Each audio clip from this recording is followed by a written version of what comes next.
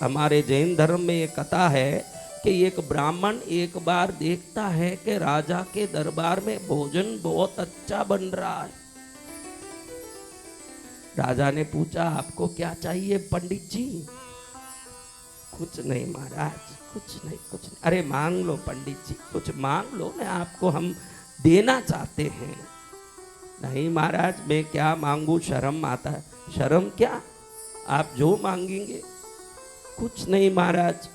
राज रसोड़े की तरफ जा रहा था, देखा कि विभिन्न पदार्थ बने हैं, तो मेरी इच्छा है कि आप जिस थाली में खाते हैं, जिस कटोरे में खाते हैं, जिन जिन वस्तुओं को खाते हैं, जितना घी केसर इलायची डाल के खाते हैं, वैसे के वैसे मेरे को परोसा जाए। राजा ने कहा, पंडित जी मुझे आदत है लड़ाई करके, युद्ध करके, संसार के लोगों में आक्रोश गुस्सा दिखा के, तो गरिष्ठ पदार्थ मुझे हजम हो जाता है महाराज। आप तो वेद पाठ करने वाले पंडित जी हो। स्वस्ति न इंद्रो अरिष्टने में, आप तो पाठ करते हो महाराज, आपको कहाँ ये पहुंचेगा। आदमी अपने पाचन और शक्ति को समझ के भोजन करना चाहिए, अपनी आयु और अवस्था को देख के भोजन करना चाहिए। मैं जब अभी 65 वर्ष का हूँ महाराज, मैं जवानी में 25 रसगुल्ला खाता था, इसलिए वो आदत पड़ गई। अभी भी 25 खाऊंगा। तब तेरी शरीर अलग थी ना, आज तेरा शरीर अलग है। जवानी में 25 रसगुल्ला खाया, आज भी 25 रसगुल्ला खाएगा, 25 बाटिल ग्लूकोज चढ़ाने पड़ेंगे हॉस्पिटल।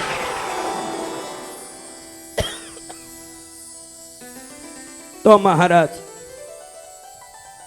पंडित जी बहुत ठीक है महाराज, आप बोलते हैं तो नहीं खाता हूं, आप मना करते हैं तो किस लिए। मैं इसलिए पहले बोला ही नहीं, आपने पूछा तो।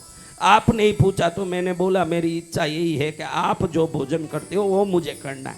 फिर आपको ना बोलनी थी तो पूछना क्यों, राजन हम जाते हैं। वह पंडित जी को उदास होते देख के बोला, पंडित जी मैं मना नहीं कर रहा हूं, आपके भले के लिए कह रहा हूं कि आपको ये पचेगा नहीं, आप ये मत खाओ। ठीक है महाराज। चेहरे में उदासी देखा, राजा ने बोला, जो होगा होगा भाई, तेरी इच्छा पूरी कर ले।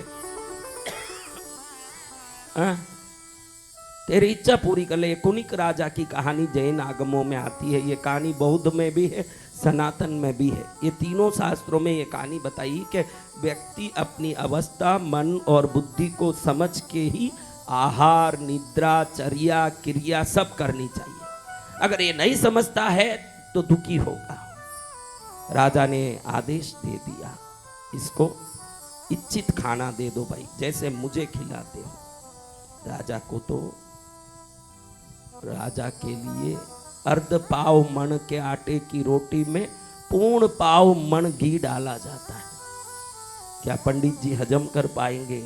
उसमें देखो तो सब्जियों में इतना तेल और मिठाइयों में इतनी मिठास, शक्कर घुली हुई, उस पर गरिष्ठ चीजें,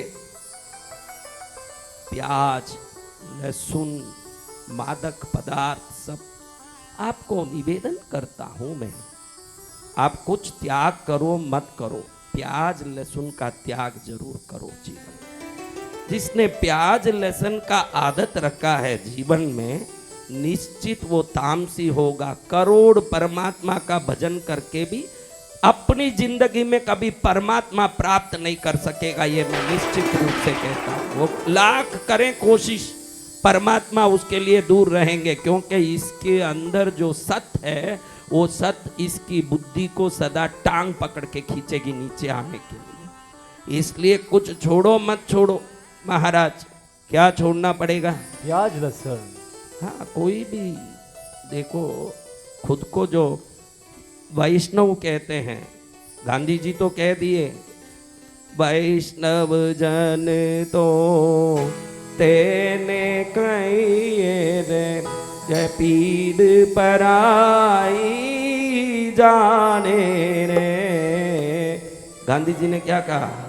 वैष्णव जन तो तेने कहिए जो पीड़ पराई जाने। मैं तो कहता हूं कि वैष्णव जन तो तेने कहिए जो प्याज लहसुन नो त्याग करे।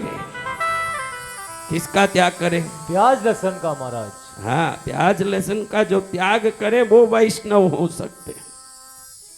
तो खूब खा लिए पंडित जी। शास्त्र कहता है कि शराब पीने से, क्या पीने से? शराब पीने से, शराब जब तक शरीर में रहता है तब तक बुद्धि भ्रष्ट होता है। जैसे ही शराब का नशा छूटा बुद्धि वापस जगता है। लेकिन प्याज खाने वाले के खून में ही भ्रष्टता आ जाती है। क्या आ जाती है? खून ही भ्रष्ट हुआ होता है। सभी प्रकार का चिड़चिड़ापन, सभी प्रकार के आक्रोश, लड़ने, आजकल देखो किसी भी जगह जाओ, कोई लाइन में आगे आ गया हो तो उसके साथ ऐसे लड़ते हैं जैसे कोई उसने 10 मन सोना चोरी की। बात बात में अपना अधिकार जमाने में लोग लगे हुए हैं। इसलिए मैंने कल भी कहा, अहमदाबाद, इलाहाबाद का नाम प्रयागराज कर दो, इतना काफी नहीं है। किसी जगह का नाम बदला दो, इतनी काफी नहीं है। वहां के लोगों में भी संस्कार आए हैं तो ही वो नाम सार्थक हो सकता है। ये तो कल भी कहा मैं। क्या इलाहाबाद प्रयागराज होने से आतंकवादी समाप्त हो जाएंगे? आतंकवादियों को सात्विक बनाना इससे ज्यादा जरूरी है किसी गलियों के नाम बदलाने से। ये बहुत आवश्यक है। तो महाराज पंडित जी घर घुसे तो जब तक शाम हो गई सब सो रहे थे। बहू सो रही है, बेटी सो रही है, पत्नी सो रही है, सब सो रही है। ऐसे खा के पंडित जी आए। केसरिया, बर्फी, कलाकंद, रबड़ी, पेड़ा, इमरती, बालूशाही, लाडू, बुंदिया, जलेबी, रसगुल्ला, मोतीपाक, रसमलाई, गुलाब जामुन, शक्करपाड़ा, घेवर, न्यारा न्यारा, दाल, मोट, पकौड़ी, कचौड़ी, भुजिया, पापड़, चिबड़ो, बड़ी राबड़ी, साग सांगरी को, बाजरी को, खींचड़ो, रायता में जीरा कुतर को, पीवो, मार सबड़ को, आम, अमरूद, अंगूर, अनानस, फणस ने अनार दरिया, केला, सेब, पपीता, चीकू, संतरा ने मौसम्बी, रसदार दरिया, काकड़िया ने लाल मतीरा, खर्चो माकर खीरा, बादाम, पिस्ता ने नोजा, खुरबानी, कोपरा ने चुमारा ले वो, जीम छूटने, आचमन करने, थोड़ो सो आराम ले वो, सौंप इलायची हाजिर कर दी, साग मिश्री दर्दी, थोड़ो ना करियो, पान चबाओ, मजा ले। ऐसे मजेदार भोजन को किए हुए का अब क्या गति हो महाराज, क्या गति हो। घर आए तो पत्नी के साथ पहले संभोग किया। किसके साथ? पास में सोई हुई बेटी के साथ भी संभोग किया पंडित जी ने। उसके साथ बहू के पास भी संभोग किया। उसके बाद ही मादकता उतरी। फिर नशा उतरने के बाद समझ आया कि मैंने क्या किया। इसमें राजा की क्या गलती थी? कितनी बार राजा ने चेतावनी दी, उनको गुस्सा आ गया कि राजा का खाना मेरे को बर्बाद कर दिया, मैं भ्रष्ट हो गया।